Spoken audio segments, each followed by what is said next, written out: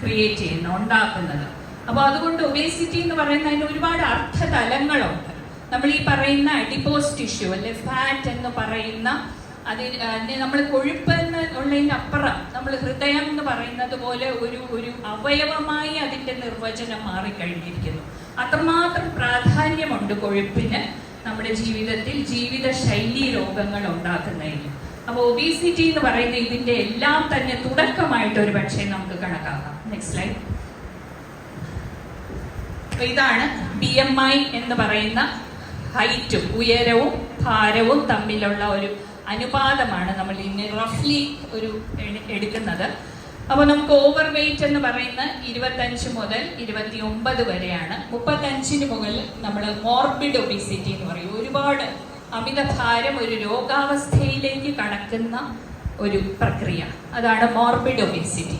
നമ്മൾ ശരിക്കും ഭയങ്കര ഭയപ്പെടുത്തുന്ന ഒരവസ്ഥയാണ്. ഞാൻ ഈ സ്കൂൾ ഹെൽത്തിൽ വളരെ താല്പര്യമുള്ള ഒരാളാണ്. അപ്പൊ നമ്മൾ പണ്ടൊക്കെ സ്കൂളിൽ ഞാനൊക്കെ പഠിച്ചിരുന്നപ്പോൾ ശോഷിച്ച ആൾക്കാരായിരുന്നു. ഞാനൊക്കെ ഒരു 2-3 പേരെ ഉരുണ്ടൊക്കെ ഇരിക്കുള്ളൂ, ബാക്കി എല്ലാവരും ശോഷിച്ചിങ്ങനെ ട്യൂണിക്കൊക്കെ ഇങ്ങനെ തൂങ്ങിക്കിടക്കുന്ന അവസ്ഥയിലായിരിക്കും. ഇപ്പൊ നമ്മൾ ക്ലാസ്സുകളിൽ ചെന്നാൽ മേ ബി ഒരു 60% കുട്ടികളെങ്കിലും അമിതഭാരം എന്ന ലെവലിലേക്ക് പോകുന്ന കുട്ടികളാണ്. ഇതിൽ പീഡിയാട്രീഷ്യൻസ് പറയാറുണ്ട്, ഈ പറയുന്ന കരൾ രോഗം, അതായത് ഹൈ ഫാറ്റ് മൂലം ഉണ്ടാകുന്ന ഫാറ്റി ലിവർ എന്ന് പറയുന്ന അവസ്ഥാവിശേഷം കുട്ടികളിൽ കാണാറുണ്ട്. അപ്പൊ അവര് പിന്നെ എത്ര അങ്ങോട്ട് നടന്ന് നീങ്ങേണ്ടതുണ്ട്, ആ സമയത്ത് അവർ സീരിയസ് കരൾ രോഗത്തിലേക്ക് നടന്ന് നീങ്ങുകയല്ലേ എന്ന് ഈ സമൂഹമാണ് ചിന്തിക്കേണ്ടത്. സത്യം പറഞ്ഞാൽ നമ്മളാണ് ചിന്തിക്കേണ്ടത്. അടുത്ത. അപ്പോ ഇതാണ് ഒബേസിറ്റിയുടെ ചില കാരണങ്ങളും ചില അതിൻ്റെ ഭവിഷ്യത്തുകളും. ഈറ്റിംഗ് ടു മച്ച്, സിമ്പിൾ, ഒരുപാട് ആവശ്യത്തിലധികം കഴിക്കുക, പിന്നെ നമ്മുടെ ജനിതകമായ സാധ്യതകൾ, ഉറക്കം. നമ്മൾ ഈ പ്രത്യേകിച്ച് ഈ IT ഫീൽഡിൽ വർക്ക് ചെയ്യുന്ന ആളുകളെ നോക്കുകയാണെങ്കിൽ പകലെല്ലാവരും ഭയങ്കര സ്ട്രെസ്സിൽ ജോലി ചെയ്യും. അതിനുശേഷം ഈ കെട്ടെല്ലാം പൊട്ടിയതുപോലെ വൈകുന്നേരം ഒരു ഭയങ്കര ശാപ്പാട് കഴിക്കും.